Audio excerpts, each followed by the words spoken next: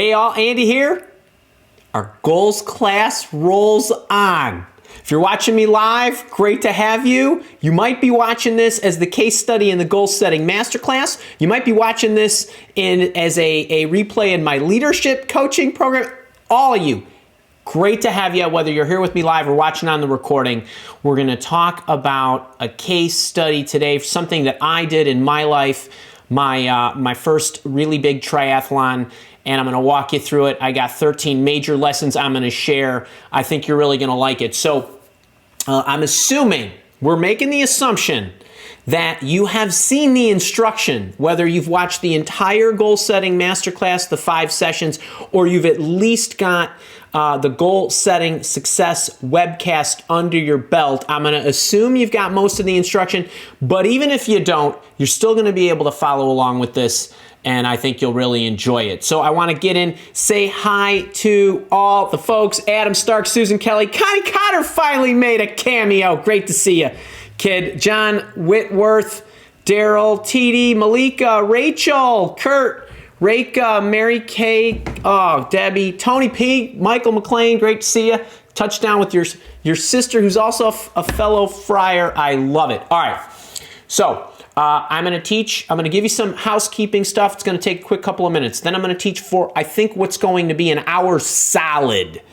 Then if you're watching this on a replay, I'm probably going to cut it right there just so you got the teaching. If you're here with me live, I'm going to spend about 5 minutes on my leadership coaching program. It's very quick. I just want you to know where you can go to jump in if you're interested in more stuff like this. And then we're going to do a Q&A. We should be on at least 2 hours. I think we were 2.5 yesterday. So much of the same. All right. So yesterday I talked about intention.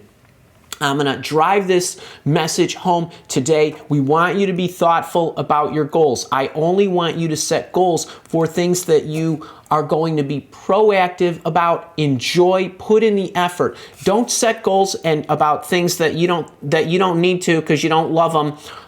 I don't want you to do any of that stuff. I want you to be really thoughtful. So at a macro level and at a micro level, and we'll talk more about this today, but this is something I want to reiterate. We talked a lot about this yesterday. All right, now I want to get in. I don't think there's any more questions related to that, but I want to get into the lesson and what's today going to be about. So yesterday, or if you're watching this on the recordings, I gave you the instruction about how to look at goals, how to interpret your goals, how to identify them, how to set them really high, right? The person who sets the goal, we're going up and to the right, people, right? The person who sets the goal is not the person who completes the goal. If it's the same person, you're doing it wrong. Right? Goal setting is not about checking things off. It is about transformation. Okay? So I decided that I wanted to expand some of my personal exercising, so to speak.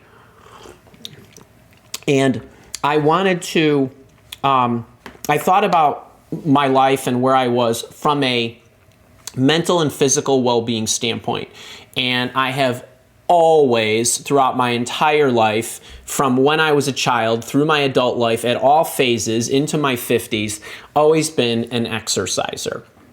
And I generally take care of myself. And for a number of years, the majority of my efforts were centered around running, and I mixed in some biking, and I splashed around in the pool but wasn't really a swimmer, and strength trained and those kind of things. But I thought, well, I'd like to live a good long life. At least I hope so.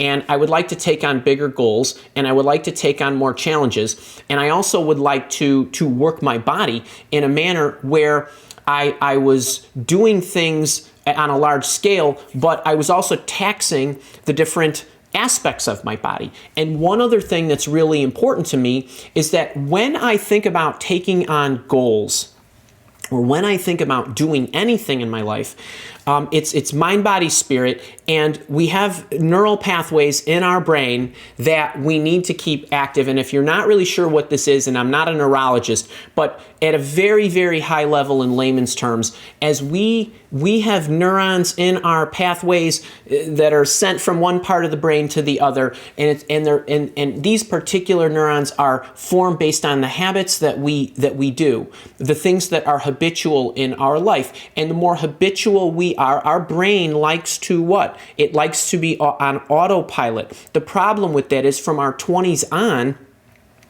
if we are not stimulating these pathways by learning new things and doing things differently, they figuratively atrophy, right? So you get old fast.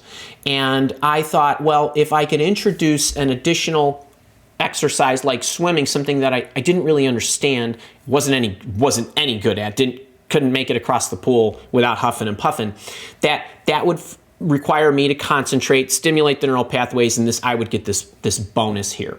So I signed up for not just a triathlon, because I figured if I would just sign up for a triathlon, that the distances weren't far enough, that they would really hold my attention. And I feel like you should be a little scared when you set really big goals. So I decided that I wanted to sign up and I want to do a full Ironman. The full Ironman distance is a 2.4 mile swim in a lake or an ocean or a river, followed by a 112 mile bike ride, followed by a full marathon, which is 26.2 miles. And so that's my goal. So I thought I should sign up for a half marathon first, which is half those distance, 1.2 miles, 56 miles on the bike, and a half marathon. And I should get some training, figure out how to do this, and use that as a stepping stone to a bigger goal. But the first goal that I set, to me, is big enough in and of itself, because if you can't make it across a 25-meter pool without huffing and puffing, how are you going to make it 1,930 meters in open water? So I enlisted a company. They gave me a coach. That coach gave me some swimming lessons. And after I took the first swimming lesson, I thought, okay, I'm going to do this. So I signed up for this half Ironman. And the coach gave me some swimming lessons, but then that coach took a new job and he moved away, and I got another coach. When I got this other coach, her name is Janine. I just love her. She's mean as hell, but she really keeps me in order.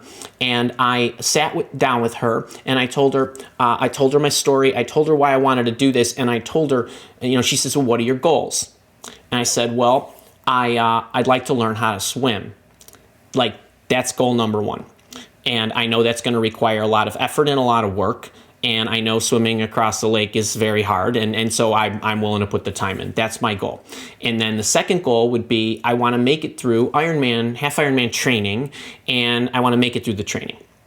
And I want to make it through the training, and I want to make it through the training injury-free. And then I want to make it through the training, I want to make it injury-free, I want to show up to the starting line at whatever event that I have. I've already signed up. This is going to be in October. It was supposed to be October 2020, but because of COVID, we kicked it a year. And I want to show up to the starting line uninjured. And then I want to be able to show up to the starting line uninjured, and I want to finish the race. And she's waiting and waiting and waiting, right? Like, what's the time you want to finish it in, right? That's the outcome goal. And I can't control that. But I said, okay, because I know, welcome to Andyland. Wait until you start working with me. It's like I'm going to turn you upside on your head. Let's train me so I can finish that race in 6 hours, so that I can swim and bike and run and go through my transition areas through each of the legs of the event in 6 hours. And she said, okay. And I said, all right, so what I did was, this is what I was thinking. So as you notice, I did some sanity checking. The sanity checking is, okay, I love to run. I enjoy biking. I need to learn how to swim. It's an ambition. And I want to go really far, because it's going to require me to do other things and focus and learn and be diligent and really tax me in ways that a shorter race would not. And there's nothing wrong with doing a shorter race on your way to your larger goal, but your commitment level needs to be to the larger goal. Okay, these other things are stepping stones on the way. And I looked at some off-the-shelf training plans. I tried to get an idea how much time it was going to require, but I had a sanity check. But this is lesson 0. get somebody who knows what they're doing. If you want to play the guitar, it's great that you can learn online and on YouTube, but get somebody who can, get a teacher who can actually teach you the ropes. If you want to learn how to do an Ironman, get a coach who knows what they're doing, right? Kind of thing. So here we are, we're in order. I have my goals dialed in. And so she and I are having coffee on a Friday, and I already know that I'm going to have to rearrange my schedule. So I said to her, okay, so can you give me an idea of what this is going to look like? And we're going to put a plan. You're going to put the plan together, and we're going to start introducing all of the disciplines because I feel like I can swim a bit now, and I want you to put a plan together. But I don't want you to just to put the plan you would normally start somebody at my fitness level, at my age, at my gender, at whatever. I need you to max the plan out in the first week. And she looked at me like I was nuts. And I said, you're telling me I've got to swim, I've got to bike, I've got to run so many times each week. What I need you to do for next week is I need you to put the longest workouts of every single discipline and give me an entire week of what my worst week will look like.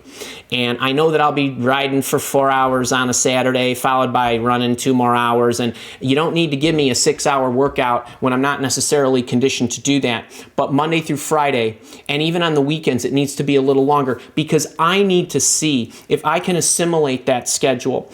And the most important thing is I need to know if the sacrifices that I'm already planning for are enough. I need to know what real life is going to look like, and I need to know if I'm going to quit, I want to quit right away. I don't want to get into the training for 4 months, start getting into the heavy loads, and realize I can't accommodate and create enough time to do this. I'll tell you this, you all can do what you want to do. It isn't about can you do it. It's can you create enough time to work it to do it. So she says, well, I can't have you, you're going to swim for an hour to an hour and a half every session. I can't have you swimming for 90 minutes on your first. Yes, you can. I need to be in the pool for 90 minutes. You need to chew up a 90-minute block for me to swim. Have me swim shorter distance with greater rest in between. You can optimize the workout for the fitness level I'm at or what my level of proficiency is. I need you to block the time. If the ride is going to be an hour, just make it an hour. If it's going to be 2 hours, make it 2 hours. Whatever it is, just chew up the time so I can see what that's like. I have to commute to the pool, right? I have to figure out where the workouts go. I have a live show every Thursday. I can't be swimming on that day, right? Kind of stuff. So this is really important. It starts with creating space, but the mistake alert is people don't get into real life fast enough. And she looked at me, and now I saw the bell clicked on, and she said, you know what?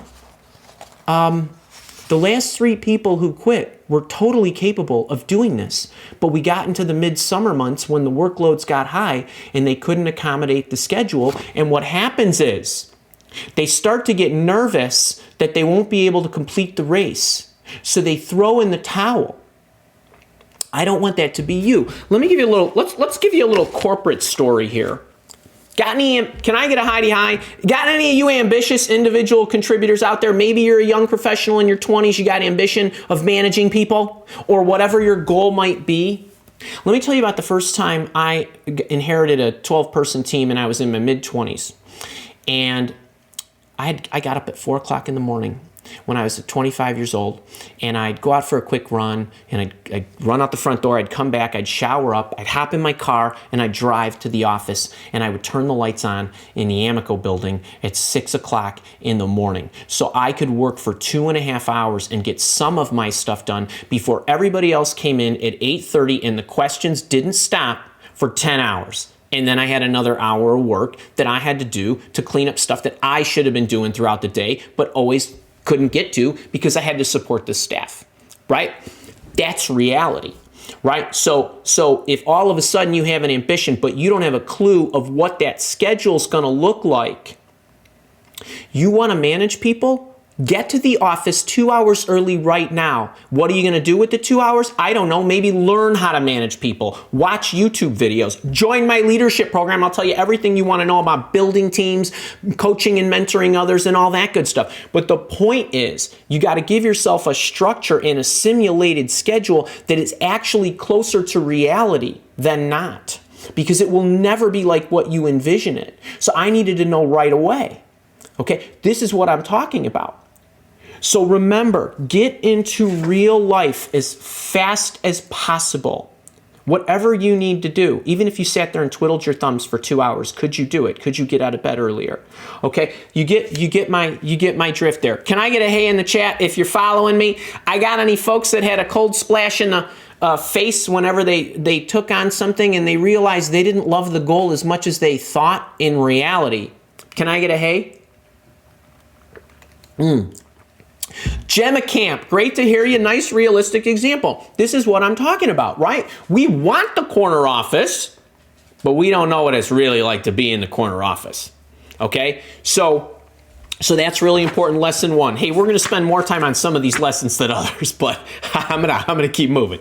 All right, routines, baby. What did I say yesterday? You might rise to the height of your goal, but you will definitely fall to the level of your systems, right? Okay.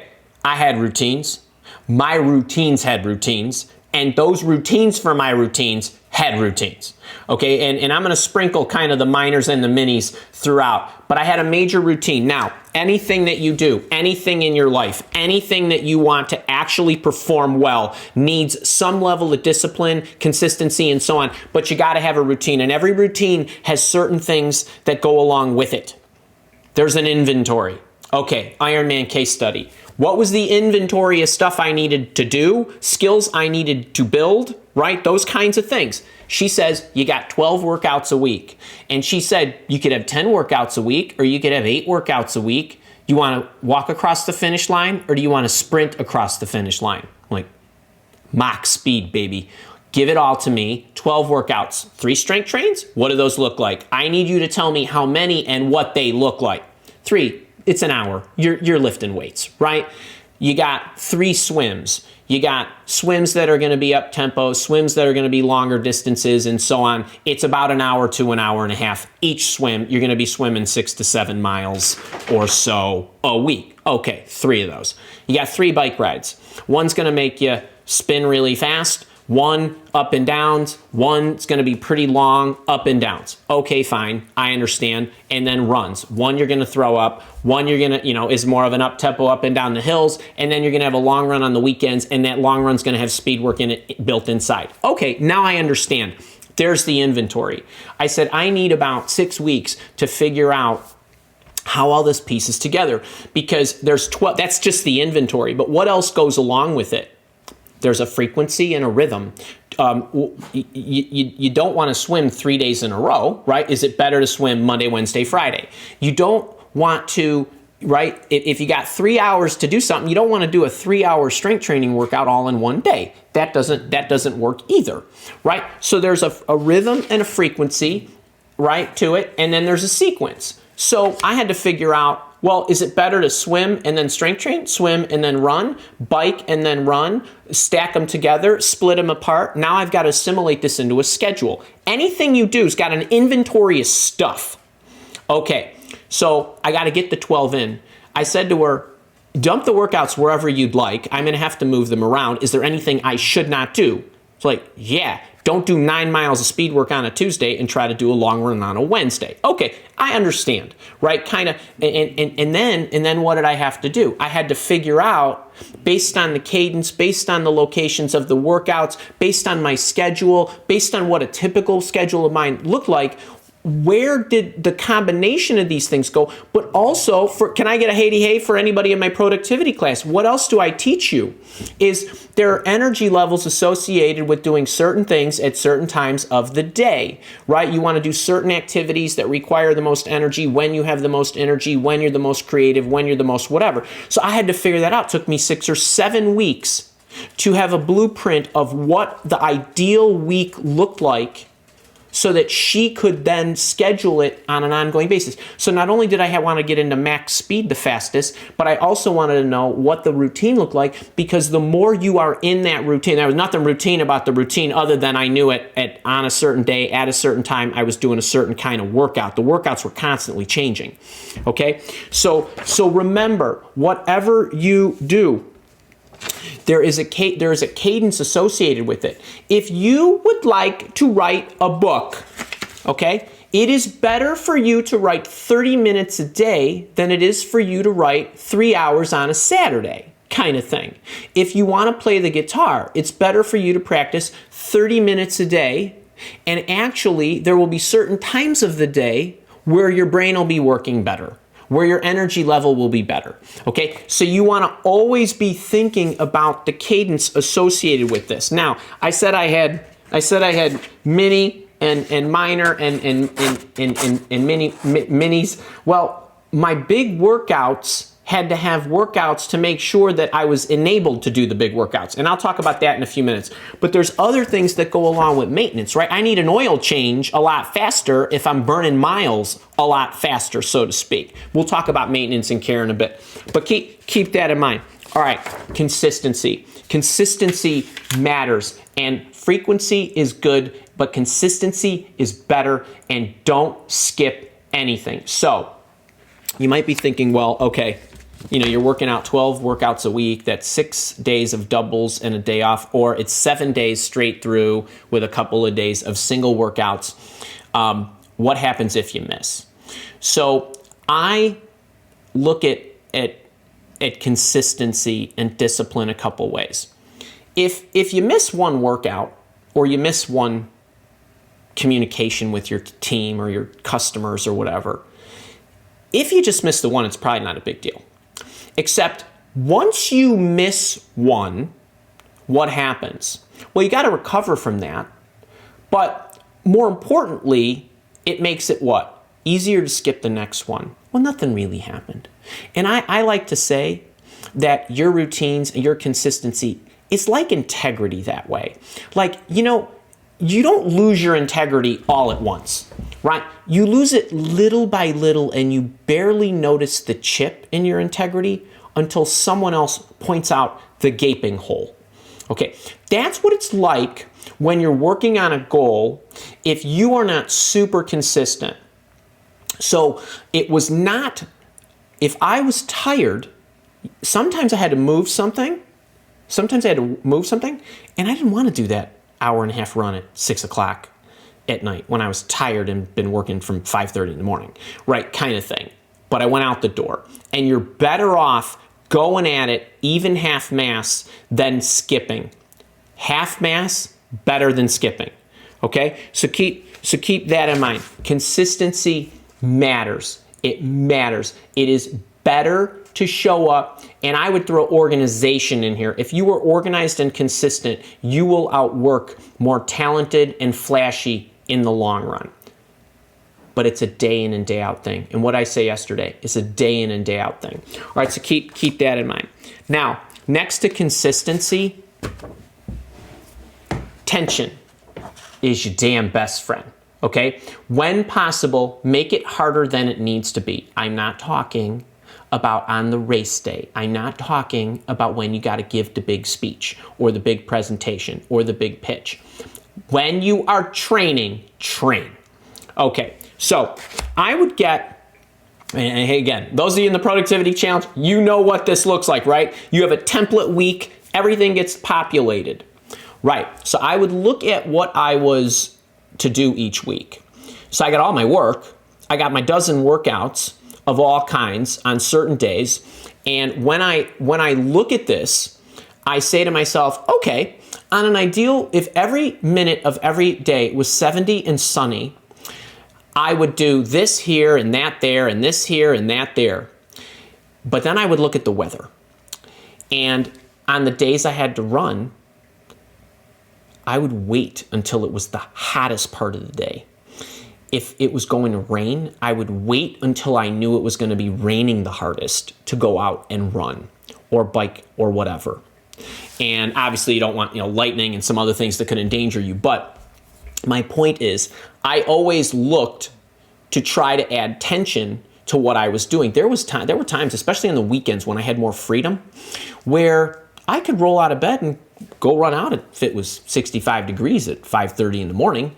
But there was one day I waited. It was going to rain. I knew it, and I thought it was going to rain in the morning, so I planned to rain in the morning. But when I got up, it wasn't raining, and it didn't look like it was going to rain for a number of hours. So I waited. I had to go run 9 miles on hills. I got on the limestone. I ran in the pouring rain the entire time. I came home. I had to hose myself off because I was just covered in limestone. My wife is looking at me like, just shaking her head like you're a nut.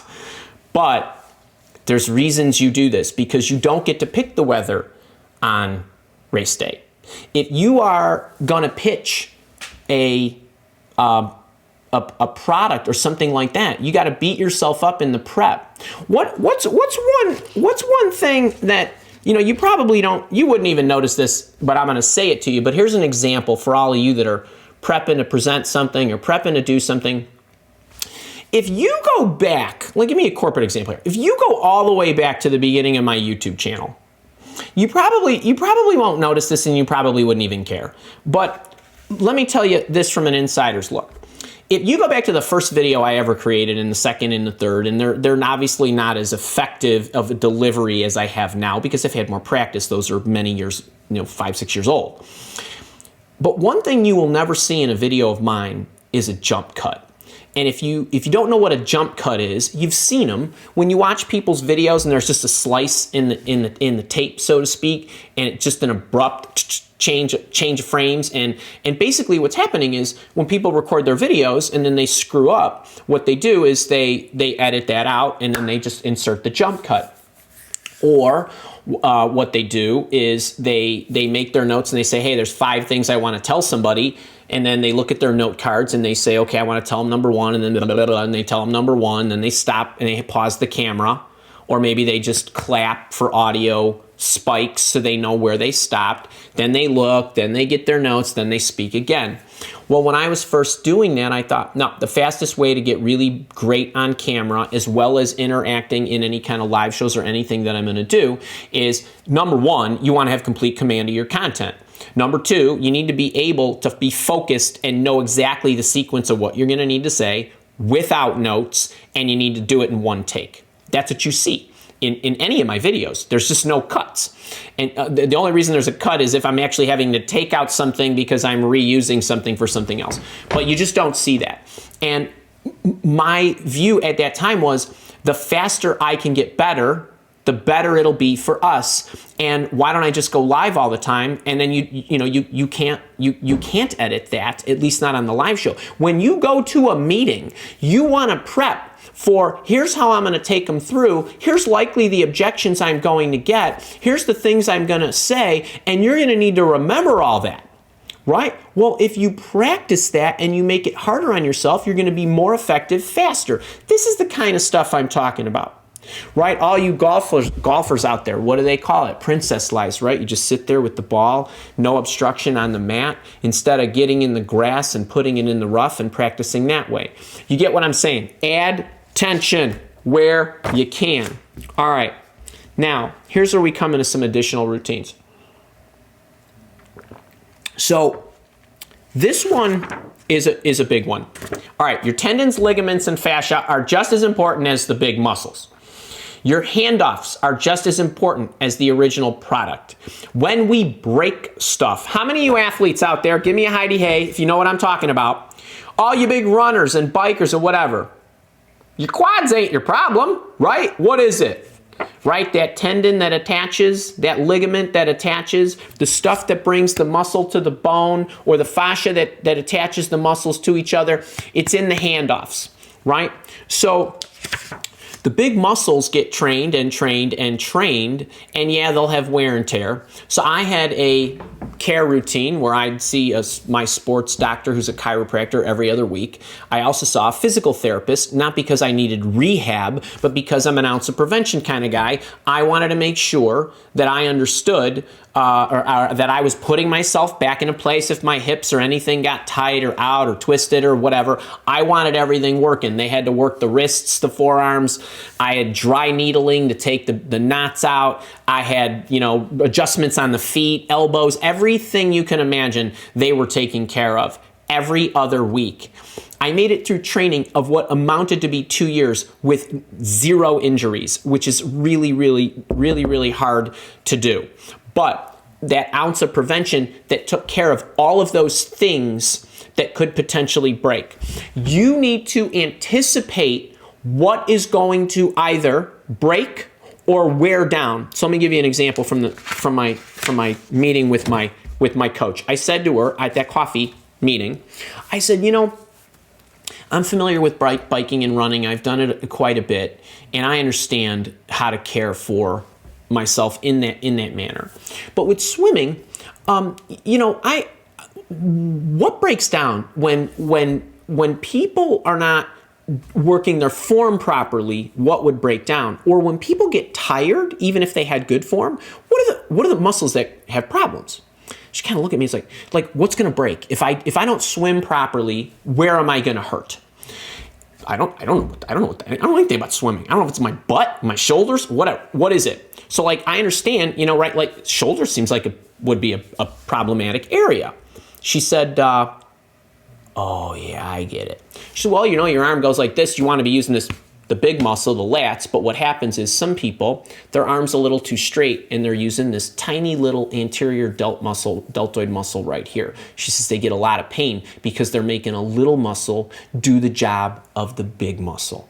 So, okay, make sure I take care of that sucker, right? Like make sure I learn proper form, but make sure I'm working this out as well, maybe a little extra. Well, you're biking, your head's in extension. You want to make sure these multifidus muscles up and down your spine are in order. So I'm working those, right? It's like all the stuff you got to look for. And then there's different kind of handoffs. So when I could, no matter how fit you are in a race like this, there are aid stations along the way. Anybody who's done any kind of event, whether even if it's a little 5K or a 10K or a half marathon, there's little water stations and things like that. Well, in an Ironman, in any of the Ironman races, when you bike, they have an aid station about every 15 miles, which is pretty great, right? They've got water and Gatorade, and they've got bananas and other things, maybe figs and oranges and things of that nature. And they rotate. So water, Gatorade, banana, so on and so forth, water, Gatorade again. And there's a finite distance of this aid station. And in that aid station, there's a lot of stuff in commotion going on. You're going 15 to 20 miles an hour, and somebody is standing there with the bottle of Gatorade or water or whatever you're looking for, and you're zipping by, and even if you're slowing down, you're going pretty fast, and you're trying to grab the bottle, except you're not just trying to grab the bottle, you got to grab the bottle. You have other bottles on your bike that need to be discarded. They need to be discarded in the discard zone, because if they're not discarded before you exit the aid station, which is not very long, you can get a littering penalty.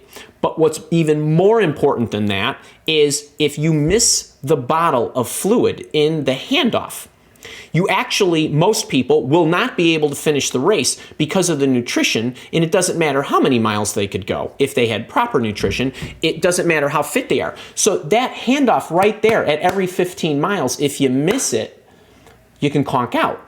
But it's like that in anything. I've given you guys the analogy of, sometimes you're the driver in a car and there's always a battery. So when you turn the car on and the battery lights up, except there's that $4 wire that sits between the battery and whatever, the igniter.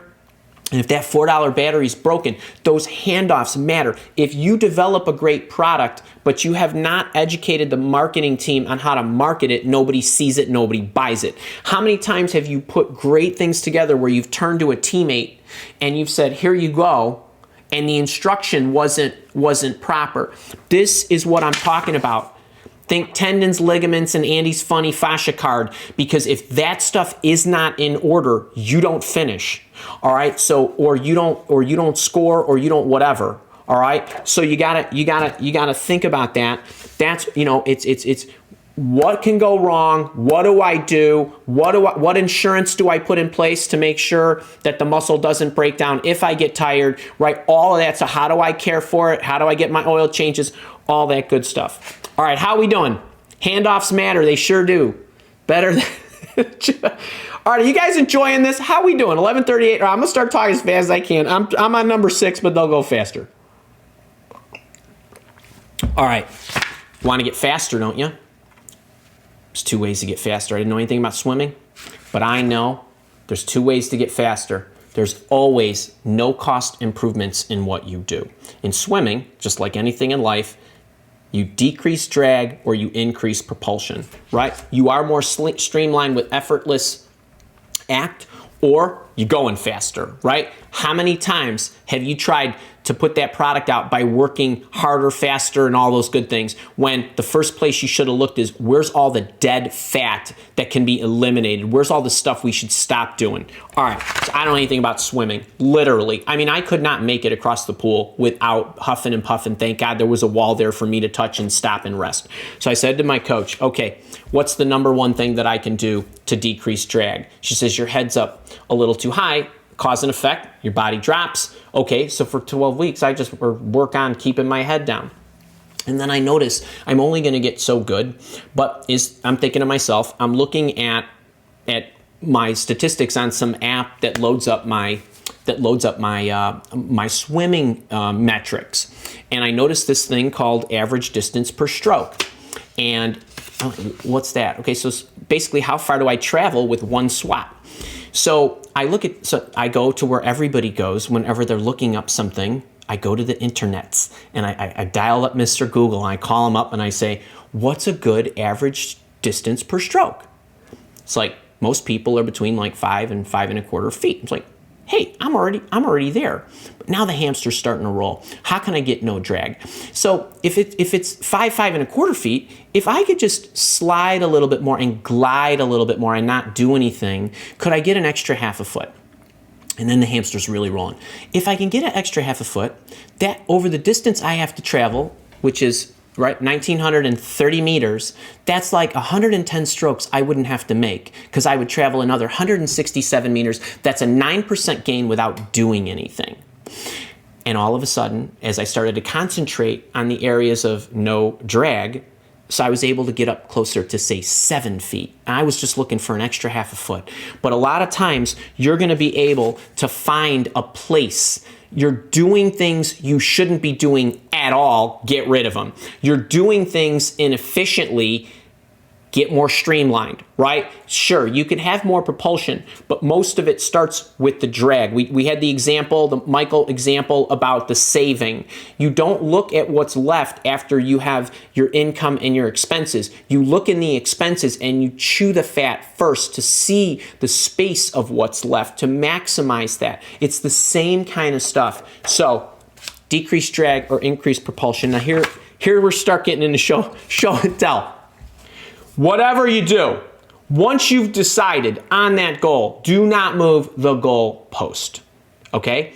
You do not change the goal. You do not change the price of your product. You change the marketing of your product. You change the service of your product. You change what you are doing. Let me show you something. So, first session I ever had with my coach, we go to a lake. The lake is like this. It's a beauty, and it's about a half a mile across. Okay, so it's 800 meters, like the crow flies, actually a little bit longer. There and back's a mile, right? There and back is another mile, and so on. So we splash around in the water. She's looking at my swimming. It's the first time she ever saw me swim. And she's, okay, I need to teach you how to swim a straight line. We need to, let's benchmark it. I'm gonna swim out into the middle of the lake, literally dead center in the middle of the lake. And I'm let you just stay here. I'm gonna swim out there. I'm gonna watch you swim to me, 400 meters. It's okay. She's this big house in the distance. Like this house is perfectly placed. You know, here's the thing. The house is like perfectly placed dead line of sight, and I know that house is fixed. I said, Coach, it's 30-mile-an-hour winds. It's freezing cold, and you're going to be cold, you're going to be still, and the wind's going to blow you. You're going to move on me. How are you going to know if I'm swimming straight? You're my goal, right? She said, yeah, it'll be fine. Let me show you what this looked like on Andy's very first open water swim ever. This is what it looked like. So here she is down here. Here's where she started, over here, and the wind blew her. And what am I doing? I'm getting off track, right? I'm pretty inefficient. And that's what we do to ourselves. We move the goal. You don't move the goal. You figure out what you're not doing properly in order to get back on track. So the next day, I did a bike and a run in the morning, and I thought, okay, I'm gonna pack my wetsuit, and I'm gonna go to the lake, and I'm gonna jump in, and I'm gonna stare at that damn house, and I'm gonna see what I'm made of. Now this is the next day. This is what it looked like. Same guy, same 28-mile-an-hour winds, same condition, focused on a fixed goal. Okay, this is really, really important, because the more you get off track, the more you keep moving the goal, the longer it's going to take you to get there. Which one of these lines looked like I swam faster? I didn't swim any faster. I swam straighter. All right, I didn't have to change anything. This side on the right was way faster than that side on the left, right? So that on race day, it could look a little something like this. This is the actual race in Memphis, and you can see there's a lot of straight lines, but there's also a lot of turns. And so one of the things that I wasn't really able to do was simulate all the turns that I needed to do because of the way the lake was set up and the seaweed and the other things that were in the lake. But you get my meaning. All too often, we start changing the goal because we're looking at the gap between where we are and where we think we should be. Don't do that. Don't do that. The goal was set. You decided. Now, there's reasons why you might not achieve that goal, but a lot of it has more to do with the fact that you either didn't love it enough to stick with it, but if you do love it enough, don't change it. All right, we're going to talk about a little bit more about that here in a second. All right. I showed you I gave you a little sneak peek to this yesterday. Digital's fine, but real objects connect you to this world and your goals. Okay, see that book back there? Interview Intervention, then Hiring Prophecies is sitting behind. And by the way, this is the Out of Reach book that you all should have.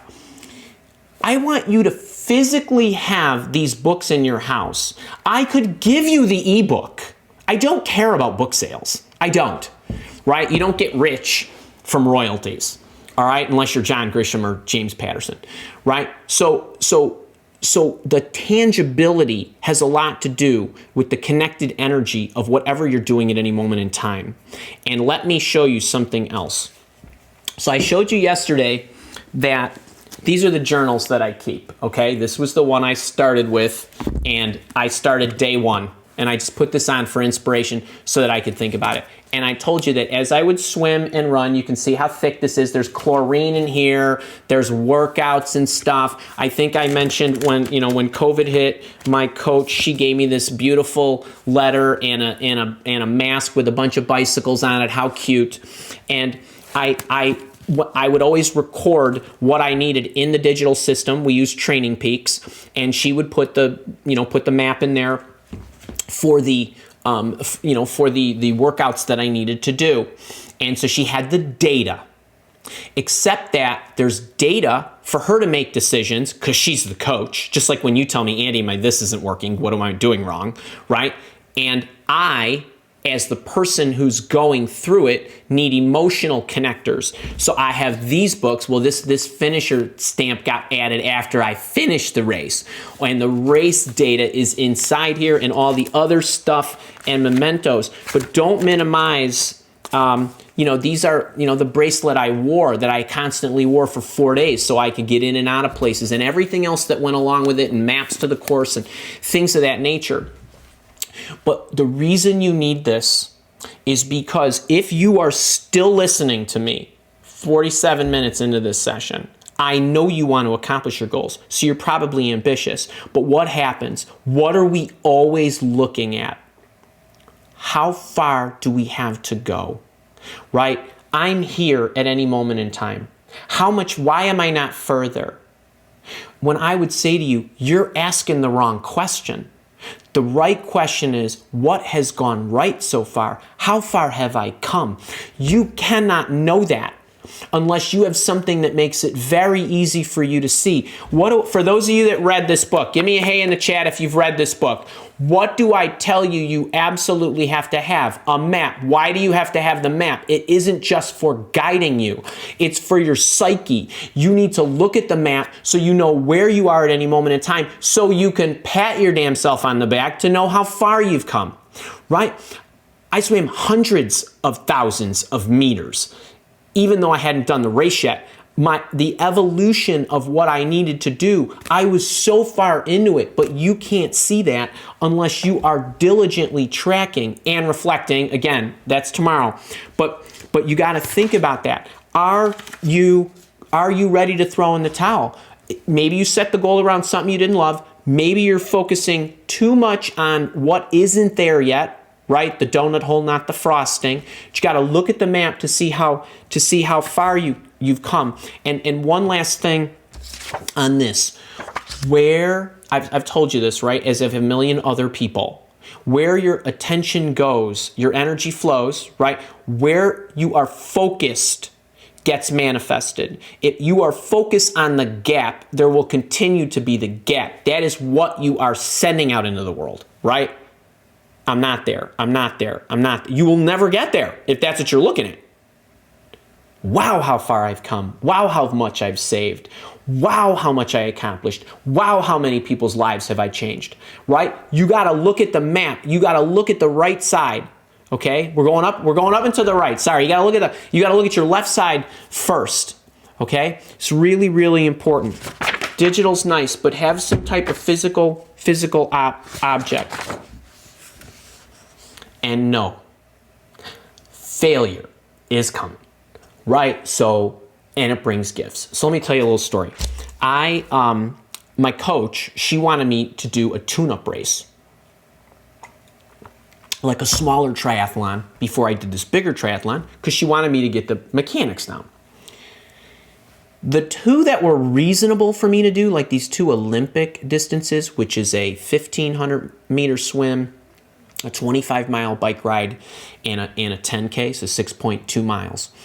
The two races that were the most ideal, which were in July, were on the weekends of Community Appreciation Week. I was serving you guys every single day, Monday through Friday that week, and the two triathlons were on the weekend, so I couldn't get there. I said, Coach, this is too important. I'm going to be fine. So August rolls around. My event is in October. August rolls around. She says, there's this thing called a long swim. It's in Lake Michigan. It's a charity for ALS. I'm like, oh, it's this great cause. And she says, it'll give you a tune-up, and you can pick the distance you want to swim. They set up a course, and you could swim 750 meters, 1,500 meters. You could swim 1.2 miles, 2.4 miles, or do a 5K. These are all, except for the 5K, these are all triathlon distances. These swims cater to triathlons. Okay, great. I will go. So I go by myself. I wake up really early and I simulate real life. So I eat the same meal that I would eat on the day I'm going to do the Ironman. I get my stuff. I pack up my car. I go down to Lake Michigan, and it's really windy. And that didn't bother me, except I'm looking at the waves and they're high. Now, I didn't panic. I get my wetsuit on very quickly. I go into the water. Now, if you've ever stood next to me, you know I'm all of 5'6", and I'm not a big guy. So I'm standing there. The water is at my knees, and I'm just trying to play. Except here comes the waves hitting me in the face. Right? I mean, it's just high waves. No panic. It's just water. Right? So okay, it's my turn to go with all the other 1.2 milers. My wetsuit's on. My goggles are prepped. I get into the water, and we swim out about 30 meters because you needed to be. It was a still swim start, meaning you were treading water. They blow the gun, and then you all start swimming. So we're out there in the little starting gate, and now I don't know if it was my blue tinted goggles or what, but I'm looking at everybody, and we're going up and down and up and down, and through those blue tinted goggles, all I saw was everybody was ash white, and I certainly felt it. So gun goes off. I'm thinking, okay, I need to swim out there, but don't swim too quickly because you don't want to burn up. I just want to swim slow and smoothly. I'm thinking, hang on, I'm moving faster than these people. I need to slow down. So I start to slow down. I swim about 400 meters as straight as I can toward the turn buoy, and I'm going up and down and up and down, and I'm thinking, absolutely not. I am getting the hell out of here. First swim ever, right? I see this nice young man sitting in a kayak. I raise my hand. I call no joy. He looks at me. I say, no, I'll swim over to you. I'm treading water for 10 minutes because I'm waiting for the speedboat, the only speedboat out there, to rescue me because it's picking up all the other people that are probably going to get sick.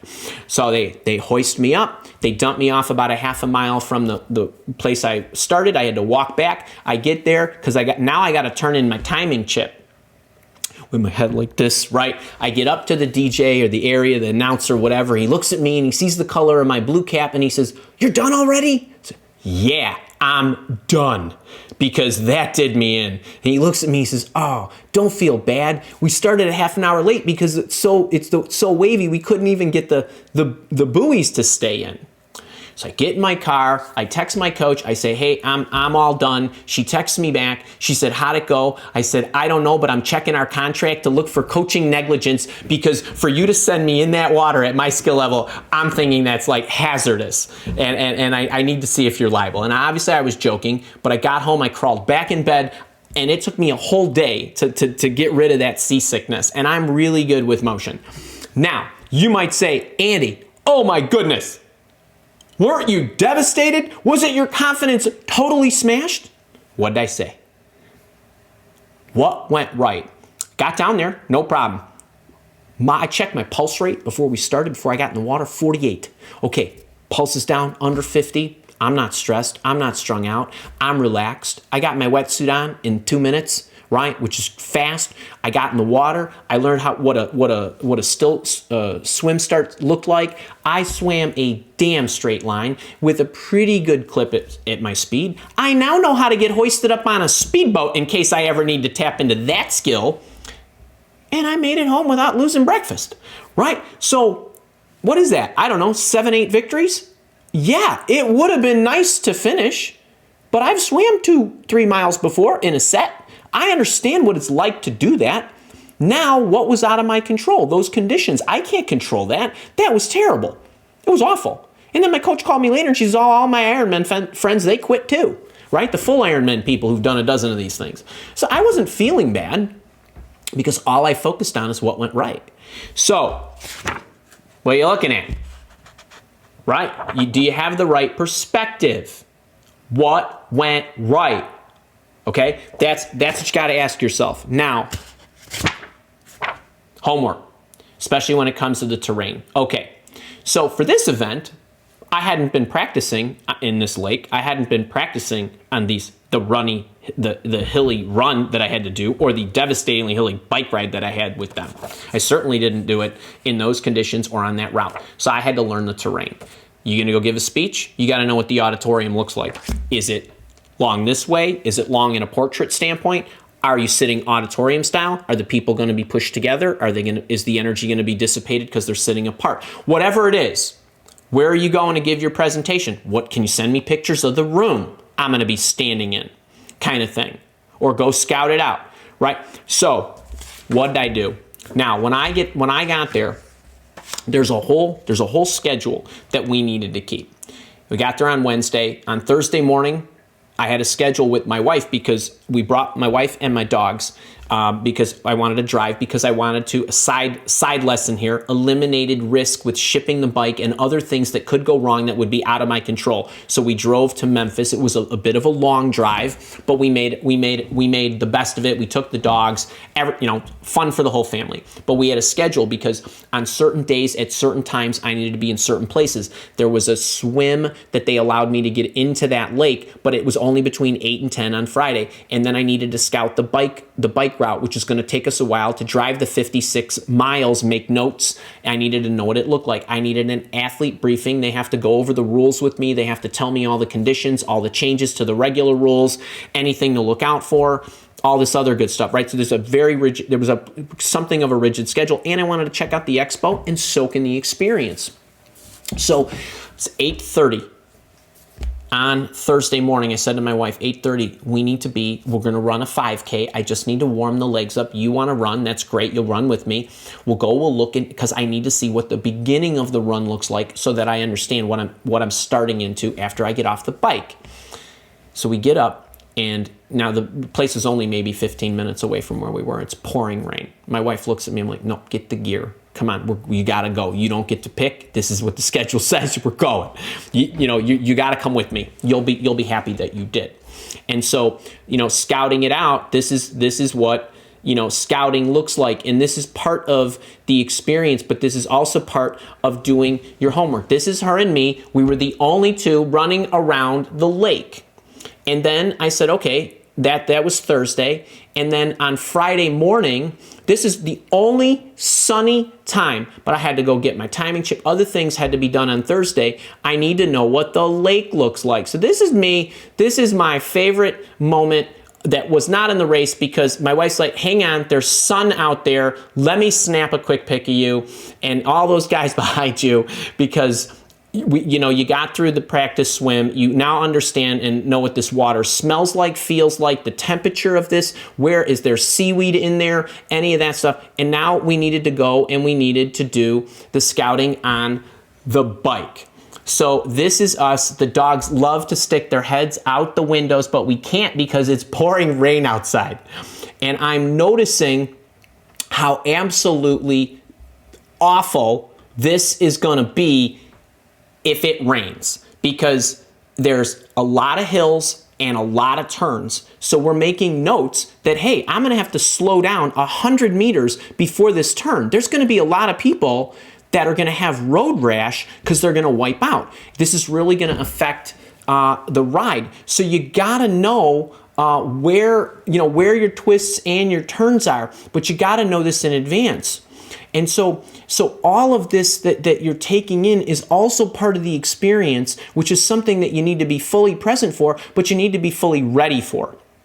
Okay, so I want you to think about that. And as I roll into the experience part of it, what you're doing at any moment in time, if you are present and you are focused on what you're doing, you're going to enjoy it more.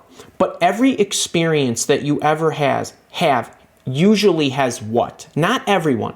You have an anticipation, you have a doing, and then you have a memory. If you're doing it right, you're anticipating it with excitement and hopefully joy, and loving the work and the effort and the expression and the cliche, right? You got to love the journey.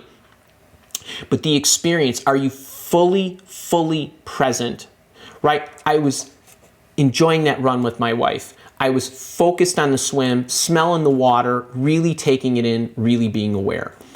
In the race, I was sitting in the mud, taking off my muddy, wet, fully drenched socks. I had an extra pair of socks because I was hoping that the rain would stop, and I'm sitting there with my rump in the mud, taking off wet, muddy socks, pulling out my clean socks, which were totally drenched, putting them on, taking my wet gym shoes, right, running shoes, putting those on, knowing that I was about to run 2 hours. And I was like, I love it. I know this is ridiculous, but I couldn't make this stuff up. I mean, like, I was just there. It just was. And I was just soaking it in. I'll never forget it. So when you're doing something, are you paying attention? Are you in the right frame of mind? And are you focused on what you're doing? Or do you tune out and go through the motions like a lot of us do? Don't do that. You're going to rob yourself. All right. Now, one other thing on number 12, process first, tools second. A lot of us want to accomplish things, and the first thing that we do is we go buy an app, or we go buy a tool, or we go buy a fancy, shiny whatever. Now, when it came to the Ironman, I needed a wetsuit, which I didn't have, so I had to get one, and obviously goggles and some other things and tools that I needed for training. I didn't go out and buy a fancy bike. I used my road bike. I didn't go out and buy a multi-sport watch. I used my Apple Watch. I used my Apple Watch for the swim. I used my little bike computer for the bike ride, because the battery would have never made it. And then I turned my Apple Watch back on. you want that new diet and you want to track calories and all. Do you need all these apps, or can you focus on the process? Are you paying more attention to the app counter app silly thing on the phone, or are you planning out the grocery list to make sure that I know on Saturday when I go to the grocery store, I'm not going down aisle 7 because it's got all the cookies, right? Like, are you paying attention to the process in anything that you do? And then I had to see, do I actually like this? Like, do I want to do another one of these? Right? Why would I go and get all that stuff? Now, I decided I'm hooked. And not only am I hooked, my wife is now hooked. She's sending me things she wants to go to and do triathlons because she's starting to take swimming lessons. So that's great. Now I know I'm into it. Now maybe I get a watch. I just bought a new bike because I want to be more aerodynamic. You get the idea. But it's really important. You just never know. Process first, tools second. And when I say experience and process and tools and tension and those kind of things, I want to give you an idea. Maybe let's go back to the pictures, just so you get a sense of what I mean. That I could never, folks, this is what it looked like. Okay, for 6 hours, it never stopped. It never stopped until I was 2 miles away from the finish line. I mean, this is the epitome. So when people are thinking you're an idiot for riding in the rain and running in the rain and, understanding what those elements could potentially be, there were so many people complaining. And then, what it looked like, I guess, in all, God love those people, those volunteers, but you get the idea on the bike. But crossing the finish line, the rain had just stopped about two. There's me in the you can't see my happy face because I guess my clear face here is covering it up. But you get the idea, and it's really it's really important that you're experiencing what you're doing. You're taking it all in. And the other thing that I would say is the last lesson, and then I have a quick bonus one, is the more integrated your goals, the better your life will be. The more success you will have when you're stacking them. Okay? So somebody asked me yesterday, what do I mean by that? Somebody asked me yesterday, well, do you have many big goals? Well, I had a big goal that I accomplished, except that it was congruent with who I like to be, which is living a healthy physical, mental, and spiritual life myself, right? I have foundational life systems like eating well, meditating, exercising, and those kinds of things that are stacked on top. That's an integration, but it's also those pictures I showed you with my wife and my dogs, integrating it where I could with my family. Now my wife is swimming. She actually joins me on the weekends. We go for a swim together at the pool. Right? Or we just bought her a bike. We'll do some bike riding together. She does some portions of my runs with me, sometimes depending on the run. It's integrated. And the more integrated it can be in the things you enjoy, I think the happier you will be. And then I think to just round out, I don't know that anything is ever complete. And, everybody looks better in silver. And it always has to have a doggy picture. This is us at the beginning of the ride home. And, it was a long, long ride. But you got to, what can I do to make this experience as awesome as it can possibly be? Now, I want to give you a bonus lesson. The higher your goal, the fewer the people that are going to join you. There's a reason that now the distance that I just did, the 70.3 miles, only 9,000 people my age do that in a year. There's over 200 events worldwide.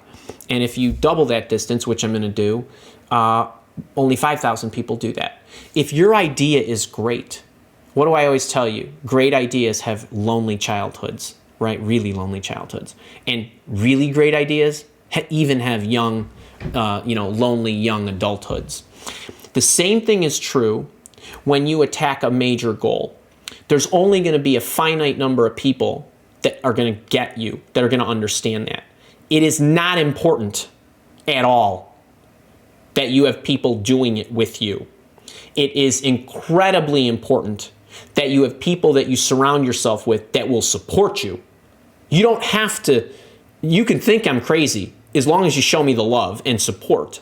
My wife knew what this was going to take. She knew what this was going to do for, I ain't running errands with you on Saturday, okay? Like, this is, you're going to have to grab the groceries or whatever. Like, there were accommodations that the support team needed, right, to make. And this coming up summer, I'm going to do another 70.3, and then I'm going to take on the full one, because the way that I approach this is I sacrificed a lot. She sacrificed a lot. I want to do more things with her, and now I understand the schedule. Now I'm better at this. Now I know I've planned it properly. Now she's integrated. She's doing things with me. We're going to take trips together where we're doing things together this way, where I want to make sure I'm spending more time with her before I really have to sacrifice and go on to the next level. But the bonus point I want to make for you is when you get to the higher levels, you're going to have fewer people that are going to be able to relate to you.